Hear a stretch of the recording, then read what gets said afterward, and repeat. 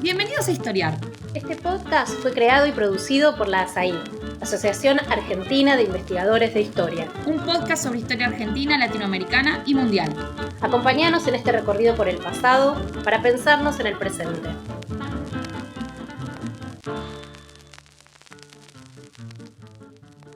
Bienvenidos a este podcast de ASAI. Estamos muy contentos de haber sido invitados a hablar hoy sobre la Casa de Brujas en la Europa moderna. Mi nombre es Carolina Lozada y voy a estar hablando con los dos mayores especialistas argentinos en este tema, Fabián Campañe y Agustín Méndez. En esta conversación vamos a abordar uno de los fenómenos más polémicos del periodo moderno, que ha traicionado mayor interés en las últimas décadas. Un fenómeno que se concentra en el periodo histórico, que pone los fundamentos institucionales, intelectuales, culturales e ideológicos del mundo en el que habitamos. Y digo polémico porque atrae, y ha traído y sigue atrayendo, miradas diversas e interesadas, atravesadas por discursos culturales y de género, que lo han tornado en un dispositivo cultural que se aleja de su fuente histórica y que se reconvierte para dialogar con el presente, con sus problemas e interpretaciones. La Casa de Brujas moderna tiene una geografía, una cronología, que, y más aún con la expansión de la investigación en los últimos 40 años, la definen como un problema típicamente moderno, con implicancias y relaciones en el contexto histórico en el que se desarrolla. Sobre esto hablarán mucho mejor que yo Agustín Méndez, que es doctor en Historia por la Universidad de Buenos Aires, que actualmente es becario postdoctoral en CONICET, donde lleva adelante un proyecto que estudia el discurso demonológico y su relación con el desarrollo de la Reforma Protestante en Inglaterra durante la modernidad temprana, desde una perspectiva basada en la historia cultural e intelectual. En 2020, Agustín publicó El infierno está vacío, Casa de Brujas, Demonología y Reforma en la Inglaterra temprano-moderna, siglos XVI y XVII, en donde trabaja la Casa de Brujas en una geografía no central, pero que provoca nuevas preguntas e interesantes respuestas. También nos acompaña Fabián Campañe, que es doctor en Historia, titular de la materia Historia Moderna en la Facultad de Filosofía y Letras de la Universidad de Buenos Aires. Desde su tesis doctoral sobre la superstición en la modernidad ha publicado varios libros que en su mayoría lidian con problemas culturales vinculados, de alguna manera, a la Casa de Brujas y a la gestación de una demonología de tipo radical. Entre sus libros, los dos más específicos sobre el tema son Strix Hispánica, Demonología cristiana y cultura folclórica en la España moderna, que se publicó en 2009, que aborda el problema desde una perspectiva de cultura vernácula, y Bodin y Maldonado, la demonología como fenómeno de masas en la Francia de las guerras de religión, que se enfoca en los discursos eruditos, no sin impacto en el devenir social de la época. Actualmente Campañe trabaja, o está trabajando, en temas vinculados con el canibalismo y su relación con la brujería. Bueno, bienvenidos. Quería empezar con una pregunta muy básica, que es ¿cómo se define la Casa de Brujas? Bueno, gracias por la invitación para participar. La Casa de Brujas es un proceso represivo que se despliega en la larga duración, esencialmente en el occidente europeo. Solo hacia el final, durante el último siglo, alcanza lo que llamamos actualmente Europa Oriental. Yo suelo definirlo cuando le explico a los alumnos lo que fue en la Casa de Brujas, fenómeno que a mí me gusta llamar en realidad represión judicial de la brujería, porque me parece que es menos colorido, pero más específico. Fue la persecución masiva de un crimen imaginario por vía judicial, de un crimen de imposible concreción, porque las brujas no existen, ni no vuelan, ni el diablo no se hace presente en las asambleas orgiásticas, ni te matan niños y se los comen cuando se reúnen para celebrar los rituales de su secta. Pero eso se creía y por eso se las perseguía y se los condenaba a la pena capital y además a suplicios particularmente severos. Eso en esencia fue la Casa de Brujas. Sí, podemos señalar que, como decía Fabián, en términos cronológicos y en términos geográficos está claramente delimitada. Es un fenómeno idiosincrásico de la Edad Moderna que se extiende entre los siglos XV y XVIII, y si queremos ser un poco más precisos, entre las décadas de 1420 y de 1780. En términos geográficos, es cierto, es un fenómeno eminentemente europeo, especialmente de Europa Occidental, pero no debemos perder de vista que también se extendió hacia las colonias europeas en América, ¿sí? Los territorios gobernados por España, Portugal e Inglaterra en el Nuevo Mundo. y particularmente el caso inglés es importante porque probablemente allí haya tenido lugar no la caza de brujas más severa de la historia, pero sí la más estudiada y la más célebre, que es la que tiene en la localidad de Salem, en la colonia de Massachusetts, su epicentro más importante. Muy bien. Y buenísimo. Y hablaban ustedes del tema de las regiones o de la regionalización de la caza de brujas. Hay regiones que sí tienen caza de brujas y regiones que no tienen caza de brujas. ¿Cómo es esto? ¿Cómo funciona? Sí, a ver, en términos generales, hay algunas regiones de Europa, el sur mediterráneo, que nunca se entusiasmó, la autoridad política constituida nunca se entusiasmó demasiado con la represión de la brujería, España, Italia. Hay regiones centrales en Europa que sí fueron extremadamente perseguidoras de brujas, esencialmente Alemania, Suiza, los Países Bajos del Sur, regiones de Francia. Se estima que el 50% de las víctimas que por vía judicial produjo la caza de brujas fueron condenadas y ejecutadas en Alemania. Como se decía en la época, Deutschland, Mutter aller Hexen, ¿no? Alemania, madre de todas las brujas. Pero a su vez dentro de Alemania, esto es lo curioso, y a veces es muy difícil de explicar, vos tenías ciudades donde la represión fue sumamente intensa, por ejemplo Würzburg, en el sur, que era capital de un pequeño principado episcopal y a muy pocos kilómetros, como si dijéramos la distancia que hay entre Buenos Aires y La Plata, estaba la ciudad de Rothenburg, donde no hubo caza de brujas, donde apenas hay 3 o 4 procesados y ejecutados en los 2 o 3 siglos de la Edad Moderna. Así que aún dentro de regiones donde la represión fue muy intensa, podían darse estas anomalías geográficas. Es muy importante, y los especialistas estamos muy de acuerdo en esto, que hay que regionalizar el estudio de la caza de brujas si queremos sacar conclusiones que sean sólidas. Y además, como decía también Agustina, hay que tener muy en cuenta las diferencias temporales. No es lo mismo la represión de la brujería del siglo XV que en la segunda mitad del siglo XVI que en la segunda mitad del siglo XVII. Hay que tener mucho cuidado con generalizar cuando se tratan de entender estos procesos. O sea, es un fenómeno general con sus particularidades. Sí, exactamente, con particularidades regionales en ocasiones muy marcadas. Y esto, vos decías hablabas del Mediterráneo, de que las autoridades políticas no se entusiasmaron. Bueno, ¿por qué se entusiasmaban las autoridades políticas? ¿Qué pasa en las regiones en donde sí se entusiasman las autoridades políticas? Es la pregunta del millón. Y es una pregunta sumamente difícil de responder. Es la cuestión de las causas de la caza de brujas. La caza de brujas evidentemente es un fenómeno que puede ser exigido desde abajo, es decir, la población, los habitantes de una región pueden pedir a la autoridad, sea esta laica o eclesiástica, persigan a las brujas que nos están dañando, que están destruyendo nuestras cosechas, están matando a nuestros niños o secando la leche de nuestras vacas. Pero si la autoridad no acepta el desafío, no toma el guante y no da inicio a la represión no tiene lugar. Así que hay un diálogo y una retroalimentación entre el pedido desde abajo y la aceptación de la necesidad de reprimir desde arriba. Ahora, ¿por qué las autoridades aceptan reprimir en un momento y no en otro? No es fácil de responder. De nuevo, yo creo que la explicación siempre es regional y siempre es local, pero puedo dar un dato, que hay cierta relación entre la debilidad del poder político local y la caza de brujas. Cuanto más débil el poder, cuanto menos consolidado, cuanto más desafiado, parecería que más necesidad sintió de atacar esta secta imaginaria de adoradores del demonio. Cuanto más fuerte el Estado moderno, aparentemente menos necesidad sintió de llevar adelante la represión. Y el ejemplo es Francia. La Francia del absolutismo, la Francia de los Luises, la Francia del siglo XVII, como corona, como monarquía, como poder centralizado, no tuvo el menor entusiasmo en la represión de la brujería, y cuando en apelación las sentencias de muerte dictadas por los tribunales inferiores, señoriales, llegaba a París, el Parlamento de París, indefectiblemente, en el siglo XVII, revoca las condenas a muerte por condenas menos severas. Y es una autoridad muy fuerte, ¿no? Y muy consolidada, es el paradigma del absolutismo.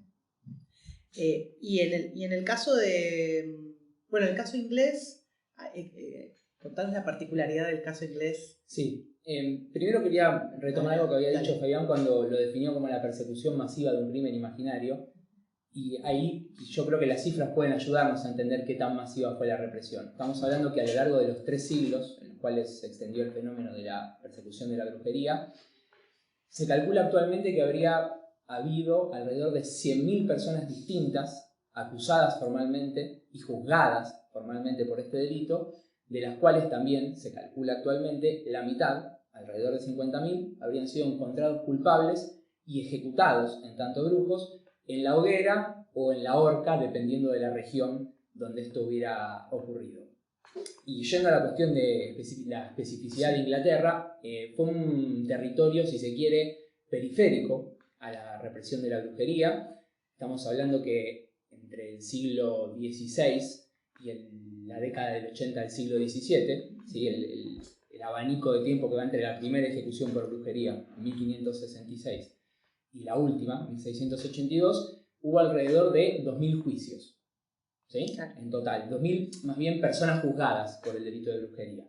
Y se calcula que 500 fueron ejecutadas. Por lo tanto, es un número, si se lo compara con los territorios germanoparlantes del Sacro Imperio Romano Germánico, menor, mucho menor. Incluso con el número general también. Incluso con el número general. Bueno, allí la particularidad fue, acá también tenemos un poder político centralizado, rápidamente, pero sobre todo tenemos un sistema judicial centralizado que desde Londres periódicamente partía a las distintas jurisdicciones que componían el Reino de Inglaterra para ejercer la justicia, llevar adelante los juicios de los distintos crímenes que se cometían, la brujería entre ellos.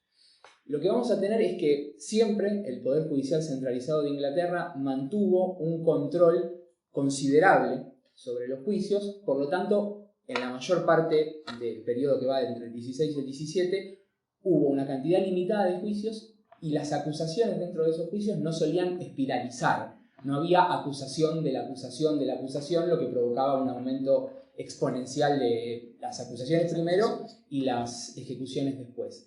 Pero hubo un periodo particular de la historia de Inglaterra, que es el periodo de la Guerra Civil de la década del 40 del siglo XVII, donde se produjo la única casa de brujas en territorio inglés que tuvo características y una evolución semejante a la que podríamos encontrar en algunas regiones de Francia o en los territorios alemanes. Y acá lo que vemos es, en el contexto de la Guerra Civil, un debilitamiento del aparato judicial que visitaba las distintas regiones. Al debilitarse el Poder Judicial y en el medio del caos de lo que es una guerra civil, proliferaron las acusaciones de brujería, motorizadas en parte por 2 individuos, 2 laicos, puritanos pero laicos, que se autoadjudicaron el rol de witch finders, buscadores de brujas. Y eso provocó en esta intervención de estos laicos, a quien nadie había apuntado para esa función, que aprovecharan de estas tensiones internas para comenzar investigaciones de manera autónoma, que luego fueron apoyadas por esta autoridad judicial debilitada, y que provocó que en 2 años hubiera más de 200 acusaciones y 100 ejecutados, es decir, el 10% del total de las personas que se juzgó por brujería en Inglaterra y una quinta parte del total de ejecutados. ¿Es una figura común el Witchfinder? A ver, se encuentra en algunas regiones de Francia, hay algunos registros, pero ni siquiera es común en Inglaterra, porque justamente en este caso lo que pasaba es que vos tenías un sistema judicial muy centralizado que evitaba este tipo de excesos. No, es una figura muy particular de este periodo, pero no ocurrió solo en Inglaterra entre 1645 y 1647. Se puede ver en otros territorios. Solían ser figuras carismáticas, curanderos, que se atribuían poderes especiales. En los Pirineos españoles, por ejemplo, algunos decían que podían, en las décadas de 1520, 1530, que podían identificar a los brujos y brujas en función de ciertos dibujos que aparecían en las pupilas o en el iris del ojo, una pata de sapo, por ejemplo, una pata de gato, y en función de eso determinar que una persona era o no era bruja. En general, la autoridad eclesiástica jamás les prestó atención o utilizó su testimonio como válido, sino más bien son los juicios que impulsaban los consejos laicos, consejos campesinos, que con menor formación jurídica, era una justicia más lega, menos profesional, solía confiar en lo que decían estos especialistas. Así como que era prueba. magia contra magia, ¿no? Claro. Era una forma jurídica muy particular de, Sí, de como, identificar a los... como a prueba los de reos. culpabilidad. Como prueba de culpabilidad, claro. ¿Y Y ya que estamos hablando de las acusaciones, me interesaba preguntarles de qué se acusa, digamos, de qué es este crimen imaginario del que estamos hablando. La pregunta es importante para entender la diferencia entre la brujería renacentista o del primer barroco y otros crímenes relacionados con la magia que se pudieron haber perseguido en otros momentos de la historia. La brujería que se persigue a partir de 1420 en Europa Occidental, luego en Europa Oriental, es un crimen colectivo. Lo que se decía que se estaba persiguiendo era una secta nueva, una secta de herejes, que tenía una particularidad: eran adoradores del demonio, eran demonólatras. Es un crimen secreto, oculto, de ahí la dificultad para detectar a los integrantes de la secta, que además se reunían, periódicamente se reunían para verse las caras, y además, decía el relato, se hacía presente el fundador de la secta, que era el demonio en persona. Y allí los sectarios, estos brujos y brujas, lo adoraban, como si fuera su dios. Entonces, esencialmente, se las acusa de cometer en esa reunión nocturna, que según los momentos y los lugares se llamó sabbat, o se llamó aquelarre, o se llamó sinagoga. En España se decía el ayuntamiento de las brujas. Se las acusó de cometer en ese espacio y en ese lugar, por lo general durante las noches, todo el listado de crímenes aberrantes que a uno se le pueda ocurrir. Desde la apostasía y la idolatría, es decir, renegar de la religión en la cual habían sido bautizados y en la cual se habían formado, hasta el asesinato de niños, el consumo de carne humana, todo tipo de excesos sexuales, orgías, heterosexuales, homosexuales, bestialismo, profanar la hostia consagrada, pisotear la cruz, todo el listado, el incesto, es decir, todos los tabúes que alguna vez imaginó la cultura occidental, ahí en el sabbat se violaban. Por lo tanto, en el momento más álgido de la casa de brujas, que un sospechoso de pertenecer a la secta confesara que había asistido al sabbat, alcanzaba para que mereciera la pena de muerte, aunque no se le probara que hubiera cometido ningún daño contra terceros. Porque lo que define este crimen no es la hechicería clásica, que existe desde tiempos inmemoriales y probablemente todavía sigue existiendo en la creencia popular, la idea de que una persona pueda a partir de medios mágicos dañar a otro, dañar la integridad física o los bienes de otro. No es eso lo que define a la brujería renacentista, sino la integración de esta secta de apóstatas y de monógatas, esta secta sacrílega. Por lo tanto, que alguien confesara, por lo general bajo tormento, que había participado del sábado, automáticamente estaba confesando que había incurrido en canibalismo, en sodomía, en bestialismo, en todo tipo de sacrilegio. Y con eso alcanzaba para que se le impusiera la pena capital. Esos son los crímenes de la brujería. El sabbat, esencialmente. En Inglaterra es diferente la situación. En el mundo protestante, bueno, en Inglaterra, y me preguntaba por esto de la definición de herejía, claro, ¿no? Tenemos como otro universo también. Sí, en Inglaterra lo que tenemos es que el sabbat tuvo un peso mucho menor, tanto en la teoría demonológica como en las acusaciones que se producían a nivel judicial. ¿Sí? Nosotros cuando hablamos de los motivos por los cuales tratamos de entender por qué y cómo tuvo lugar la casa de brujas, tenemos que pensar en los fundamentos intelectuales, ¿sí? Las ideas que permitieron sostener la persecución de la brujería. Y ahí la más importante es la demonología, ¿no? Que es el conjunto de ideas o el marco intelectual a partir del cual se pensó la brujería en la Edad Moderna, con frecuencia asociado a otros temas como la herejía, la posesión diabólica, la magia. En Inglaterra, el discurso demonológico tuvo algunas diferencias con respecto al continental. Y ahí es donde vemos que la existencia de un complot y la participación en el sabbat fue menor. Hasta hace poco se creía que el estereotipo del sabbat había estado ausente de los tratados demonológicos ingleses, que era una idea de la brujería donde el demonismo tenía un peso prácticamente irrelevante. Esto no es así. Cuando uno lee los tratados de brujería ingleses, todos escritos por protestantes, por autores protestantes, la mayoría de los cuales además eran teólogos o ministros de la Iglesia de Inglaterra, el demonismo tiene un peso. La idea de la brujería como complot está, lo que estaría faltando son las reuniones físicas. El sabbat, exactamente, el lugar de reunión de las brujas con el demonio.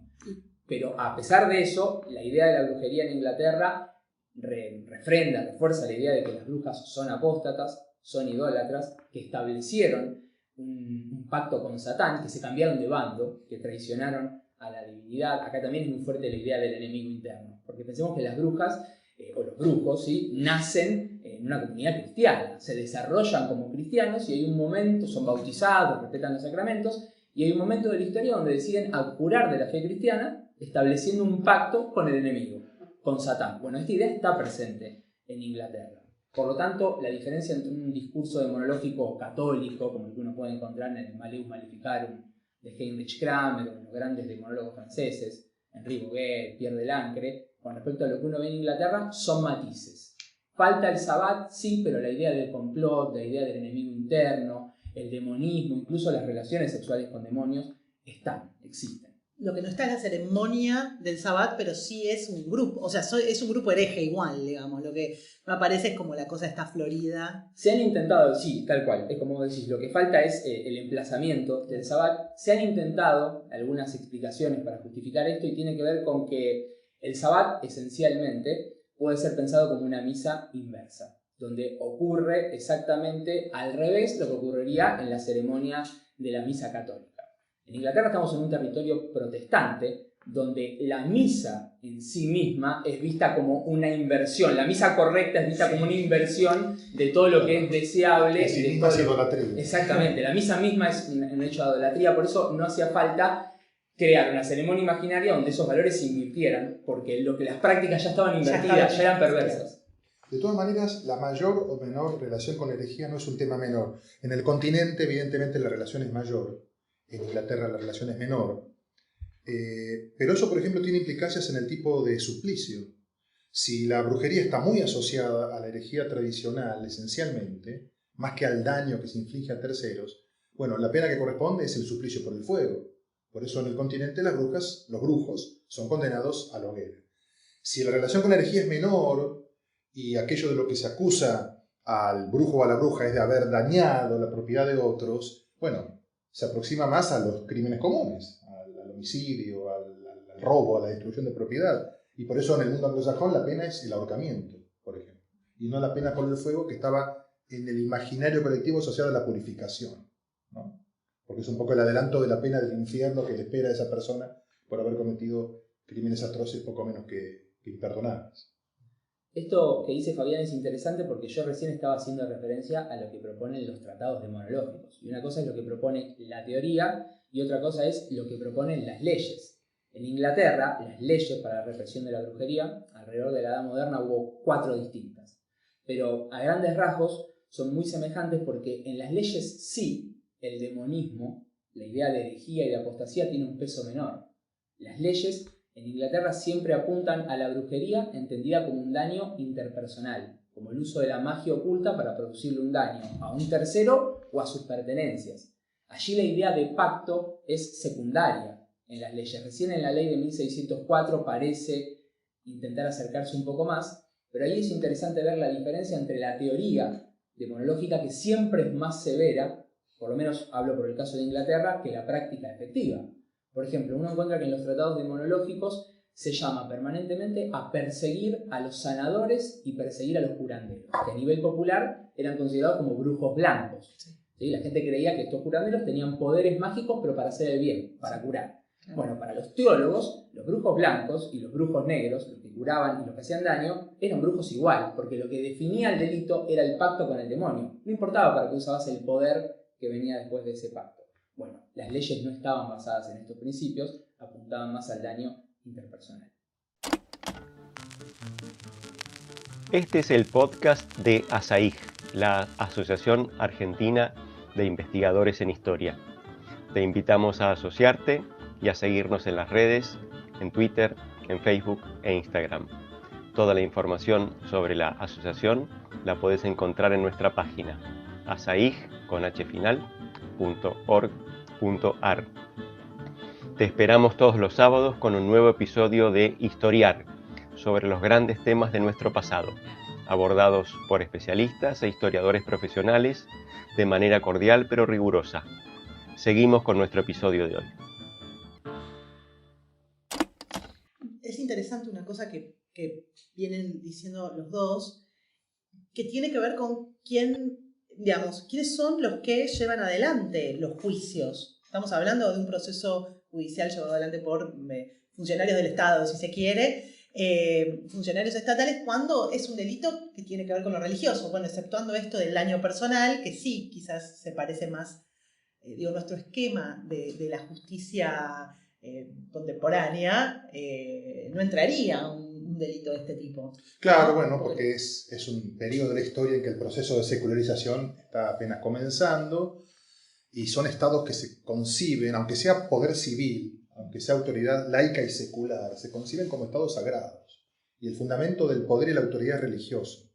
Entonces, no tenemos que pensar que el único interesado en custodiar la pureza religiosa era la autoridad eclesiástica, porque la autoridad política también tiene como fundamento la religión. Entonces, perdón. No es la Inquisición la que persigue las brujas. La Inquisición tiene un papel en la represión judicial de la brujería en el siglo XV.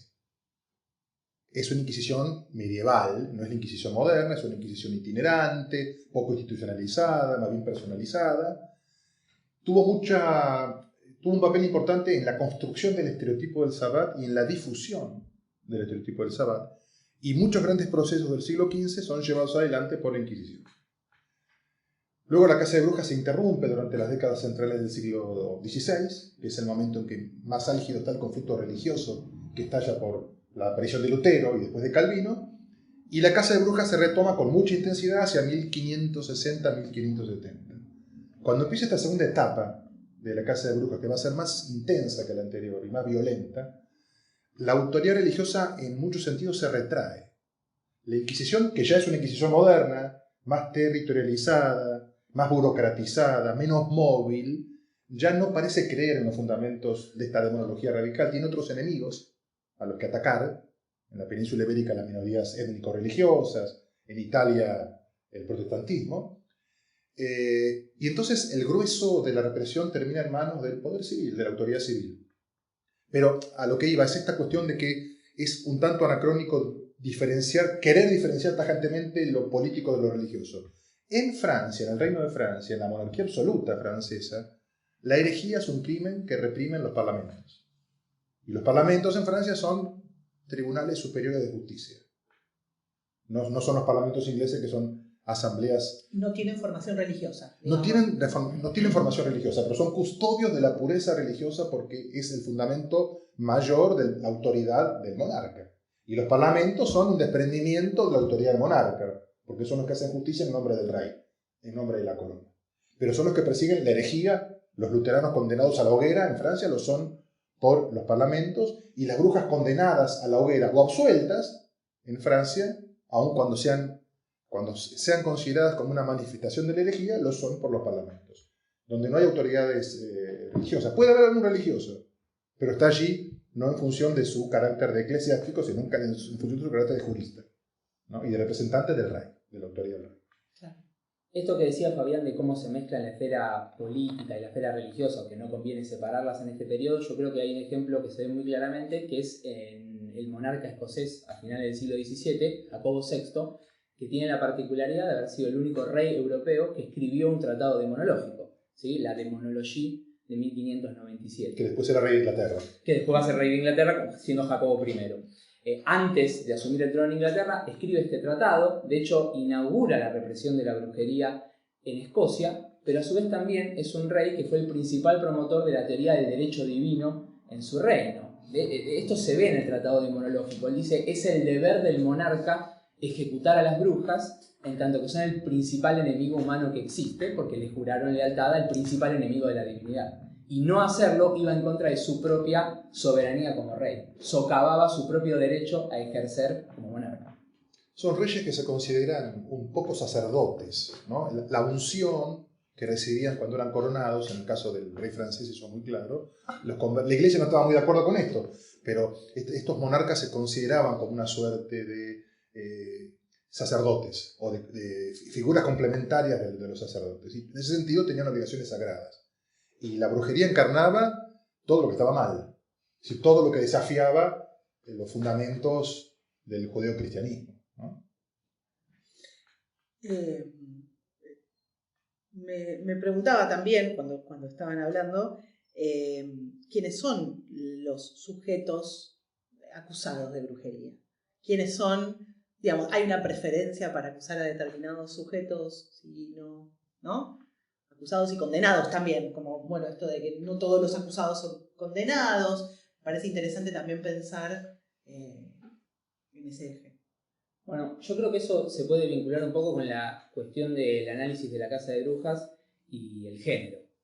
Durante mucho tiempo existió la idea de que, digamos, en algunas corrientes de pensamiento feminista, intelectual y militantes políticas, que han sugerido que la casa de brujas fue un genocidio, fue un holocausto femenino, y que la casa de brujas en realidad fue la persecución de mujeres por el hecho de ser mujeres. Incluso llegaron a sugerir que a lo largo de la Edad Moderna se habían ejecutado en la hoguera más de 9 millones de mujeres. ¿Sí? Por brujería. Por brujería. En realidad por el hecho de ser mujeres. Y esta idea se sostenía en la creencia de que en la Europa moderna existía un culto precristiano, ¿sí? Distintos mojones de cultos precristianos en los que las mujeres gozaban de posiciones de autoridad, de posiciones de privilegio y de niveles de sabiduría que rivalizaban con lo de los varones. Por ejemplo, comadronas, herbolarias, parteras. ¿Sí? Los varones, celosos de sus privilegios y de la defensa del sistema patriarcal, tanto las autoridades laicas, como por ejemplo médicos, como las autoridades religiosas, habrían en primer lugar demonizado estas prácticas, ¿sí? Que los conocimientos de las mujeres habrían provenido más de un pacto con Satán que de su propia experiencia realizando la tarea de ser parteras o comadronas, y por lo tanto era necesario eliminarlas. Y ahí se puso en funcionamiento lo que se conoce como los tiempos ardientes, que llevó a la ejecución masiva de estas mujeres. Actualmente esta teoría se encuentra fuertemente discutida, fuertemente debatida, primero por una cuestión de cifras, no hubo 9 millones de ejecutados, ni varones ni mujeres, la cifra está más cercana a los 50.000, y la proporción de sexos es interesante de señalar. De esos 50.000 ejecutados, se calcula que aproximadamente entre el 75 y el 80% habrían sido mujeres, lo que nos deja un nada despreciable 20 o 25% de varones. Por el mismo crimen. Por el mismo crimen. Por lo tanto, la brujería puede ser entendida como un fenómeno relacionado con el sexo, pero no determinado con el sexo. Digamos, lo que se persiguió en la Edad Moderna es el crimen de brujería. No se persiguieron mujeres, ¿sí? Ahora, lo que se perseguía era la herejía, era la apostasía, y en la teoría no hay nada que impida pensar que un varón puede establecer un pacto con el demonio y que producto de eso puede producir daño por medio de magia nociva. Ahora, que nosotros aceptemos estas críticas y digamos que el crimen de brujería no es un crimen de mujeres, sí nos obliga a pensar que la brujería es un crimen asociado con lo femenino. Porque cuando nosotros leemos la teoría demonológica, a los brujos, varones, se los suele describir con características que en esa época y desde la antigüedad clásica se asociaban con lo femenino. La imbecilidad, la debilidad mental, la debilidad física, la traición, la traición, la tendencia traicional, la concupiscencia, la inconstancia, la inmoralidad. Claro. Entonces, los varones son descritos con estas categorías o con estos adjetivos vinculados con lo femenino. Pero en las descripciones nunca dejan de ser reconocibles como varones. Estos varones no se visten como mujeres, los brujos varones. Sí. No se visten como mujeres, no se peinan como mujeres, no realizan tareas de mujeres. Tampoco son homosexuales. Por lo tanto, la cuestión de la brujería está menos relacionada o no relacionada con la biología y con el sexo, pero sí vinculada con las características y con cuestiones históricas, sociales y culturales vinculadas con las construcciones y las relaciones de género. Y es importante también periodizar la cuestión del género. El género está presente, pero hay que incorporarlo a la propuesta con mucho cuidado. Pero, por ejemplo, durante las primeras 50, 60, 4, 5, 6, 7 décadas de historia de esta represión, 1420, 1480, los juicios se dan en el centro de Europa, en el arco alpino occidental, lo que hoy es Suiza, el sudeste de Francia, algunas regiones de Alemania, también en el norte de Francia. La abrumadora mayoría de los condenados son hombres. ¿Por qué? Porque hay ahí una fuerte asociación entre la brujería y la herejía bajo medieval. Esto se quiebra en la década de 1480 cuando un dominico alemán, que luego sería muy célebre, Heinrich Kremer, conocido como Institor, redacta y después publica el famosísimo Malleus Maleficarum, el martillo de las maléficas. Y ya desde el título, Maleficarum, ¿no? Brujas, maléficas, hechiceras, lo que observamos es una, aquí, total feminización del crimen de brujería. Prácticamente para Heinrich Kremer era inconcebible un hombre brujo, ¿no? Las brujas, por definición, eran mujeres, y esto tiene que ver con las construcciones de género de la época. La mujer es más fácil de seducir, y había incluso hasta algunos fundamentos fisiológicos. La mujer es más seca, la mujer es más húmeda al revés, el hombre es más seco, la mujer es más húmeda en su contextura biológica, y eso hace que en su cerebro sea más fácil introducir imágenes falsas, y de esa manera el demonio puede reclutar con más sencillez a mujeres que a hombres. Pero luego, a partir de 1560, 1570, la situación debe matizarse nuevamente, porque el segundo tratado en importancia demonológico en la historia de la Casa de Brujas en Europa es el de un jurista laico, Jean Bodin, es la Demonomanie des Sorcières, la demonomanía de los brujos. Y en ese caso, desde el título, la asociación es con lo masculino. Y en 1589 se publica en Europa el tratado demonológico escrito por un teólogo más importante desde el Maleus, y de nuevo en el título el crimen aparece masculinizado. Tractatus de Confessionibus Maleficorum, de los brujos. ¿No? Y esto tiene una explicación, y es porque este tratado se escribe para justificar lo actuado en una ciudad alemana, Trier, la Treveri de los franceses, donde el principal acusado había sido un alto funcionario del príncipe arzobispo local, el doctor Dietrich Flade, ¿no? Y hay una gran cantidad muy importante de sacerdotes católicos en esa persecución en la década de 1580 fueron condenados como miembros de esta secta de adoradores del demonio. Los persigue la justicia laica. Los persigue la justicia laica del príncipe arzobispo. Estos principados, esto es difícil de comprender, pero lo simplifico. Son principados cuya máxima autoridad civil soberana es un sacerdote. Entonces el príncipe obispo o arzobispo tiene dos tipos de tribunales. Los tribunales religiosos en tanto obispo, que persiguen, por ejemplo, prácticas supersticiosas. Y los tribunales civiles, que persiguen crímenes comunes, en tanto príncipe. Bueno, son estos tribunales laicos, en nombre de un príncipe arzobispo, los que persiguen en estos casos a la brujería. Así que no se rompe ese principio de que es el Estado moderno, más que la Iglesia moderna, la que durante el periodo de mayor intensidad en la represión persigue a este delito. Nada te salvaba de una acusación de brujería. Digamos, a nivel de clase también hay un componente de los sectores... El grueso de los acusados fueron fueron campesinos, sectores populares, iletrados, analfabetos, pero hubo, y es muy difícil, no te puedo decir un porcentaje, pero hay momentos de la represión en que los sectores dirigentes de la élite también podían ser acusados. Cuanto más duraba la represión, más chances de que terminaran siendo acusados, por ejemplo, los integrantes de la corporación municipal local. Y cuando eso ocurría, por lo general la casa de brujas terminaba. Cuando dejaba de ser un instrumento disciplinador, donde la mayoría de las víctimas surgían del campesinado, de los sectores populares, da la sensación de que la autoridad comprendía que los beneficios de esta instancia represiva en particular eran menores que los perjuicios. En vez de ordenar, empezaba a desordenar, ¿no? En vez de disciplinar, empezaba a generar anarquía y caos, donde la acusación era de todos contra todos.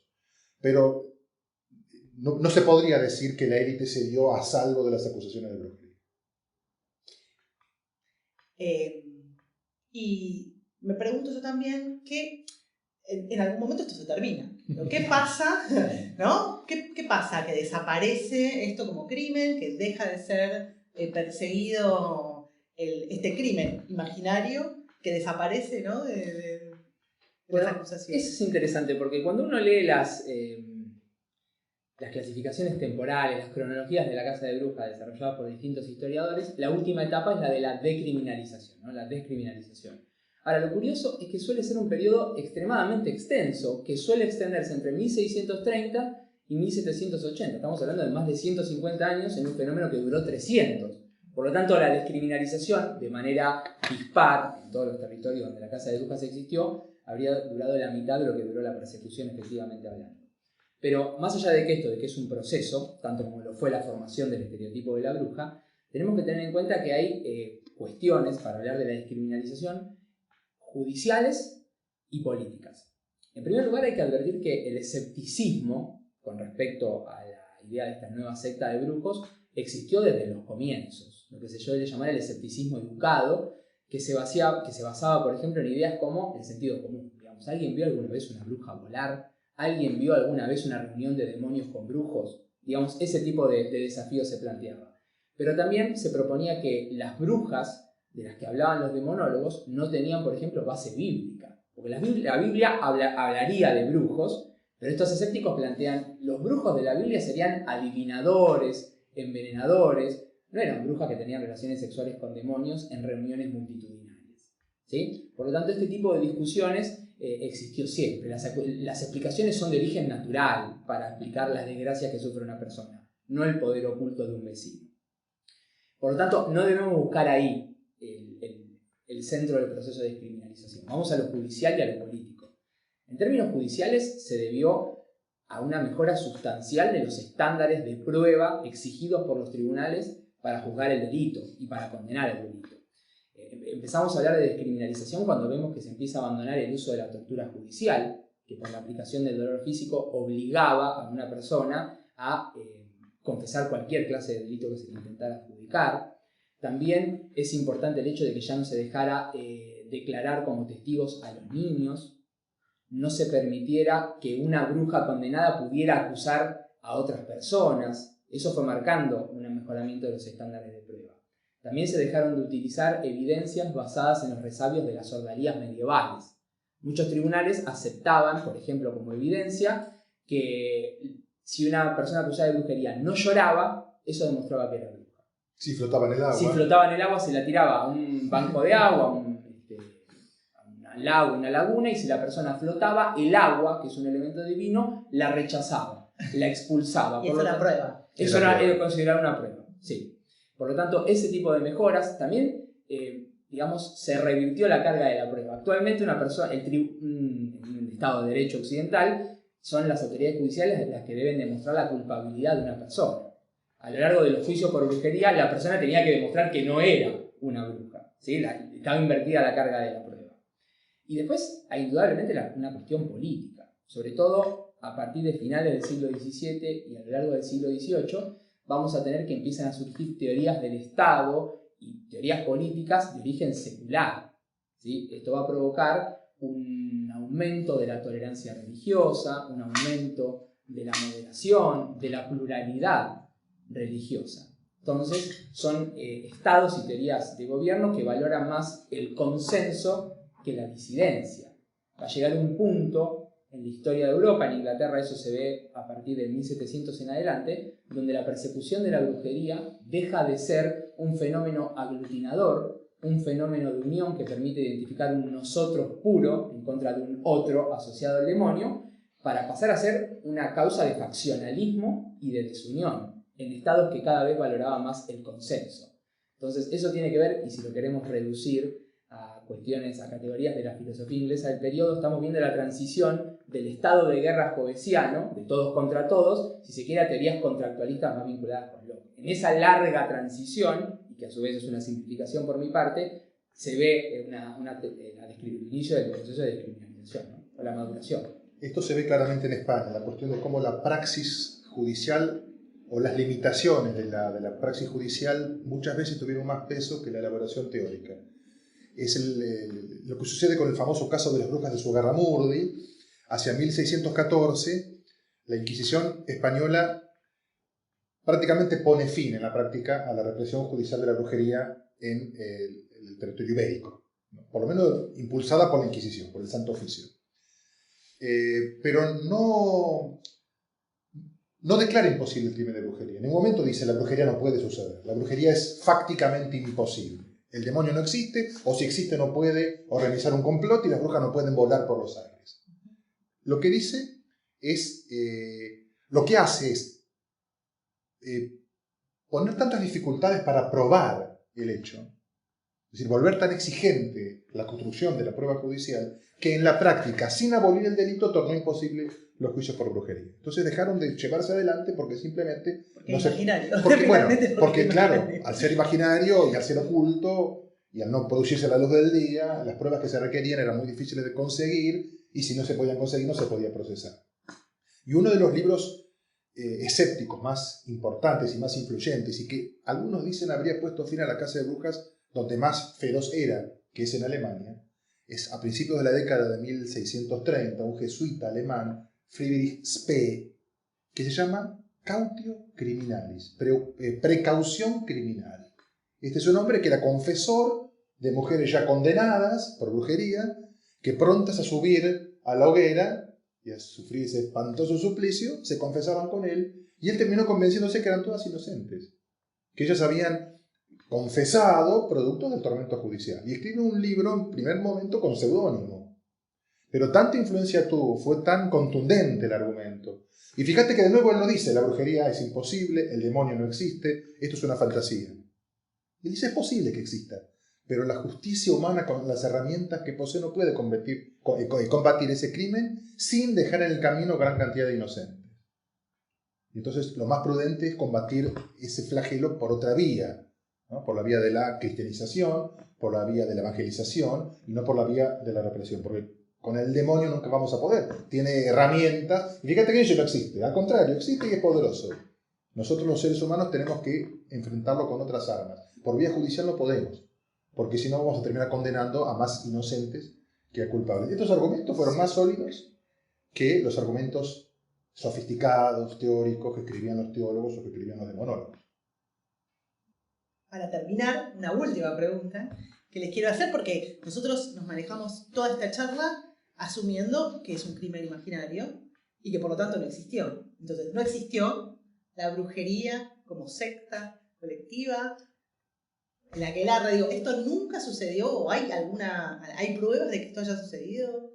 Es una vieja discusión respecto de si detrás de esto que se llamó brujería en la Edad Moderna existió algo, o al menos algo que no era brujería, pero que se entendió mal, ¿no? Es la vieja teoría de Margaret Murray, hace muchos años ya desacreditada.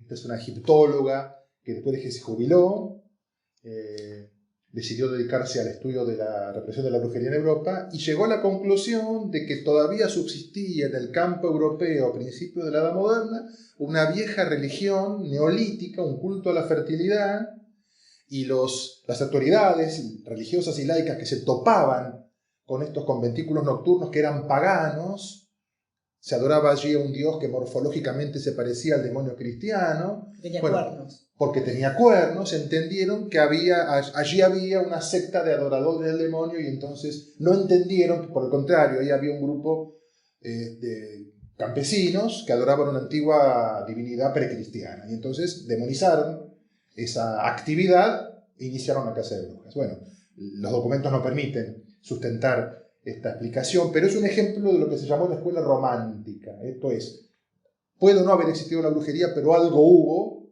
y la autoridad que lo reprimió se confundió. Así que la caza de brujas habría sido producto de un malentendido cultural. Hay toda otra corriente más racionalista que supone que esencialmente no hubo ningún tipo de fenómeno colectivo detrás que pueda ser mal comprendido.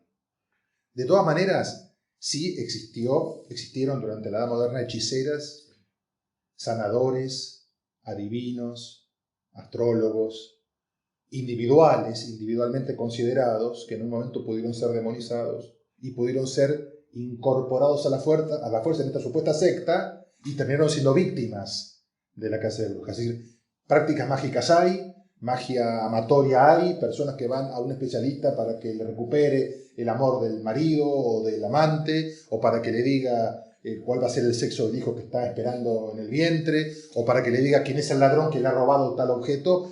Eso sí, la práctica de la magia está ahí, está extremadamente extendida, pero no es lo mismo que imaginar una secta de demonólatras presidida por el demonio que se reúnen en un sabbat donde cometen todo tipo de atrocidades. Esto es lo que decimos, no hay pruebas concluyentes, en realidad no hay pruebas de ninguna clase. Nunca se encontró, como decía Agustín, nunca se encontró un grupo de personas, hombres y mujeres de noche en medio del bosque, en torno a una hoguera, comiendo niños o manteniendo prácticas orgiásticas o adorando al demonio que estaba allí en forma de macho cabrío. Nunca nadie descubrió que esto estaba sucediendo porque todo indica que no sucedió. Que nunca sucedió. Que nunca sucedió. Bueno, les agradezco mucho. Fue muy interesante la charla y bueno, y agradecemos de vuelta a la SAI por la invitación. Muchas gracias a Muchas ustedes gracias. también.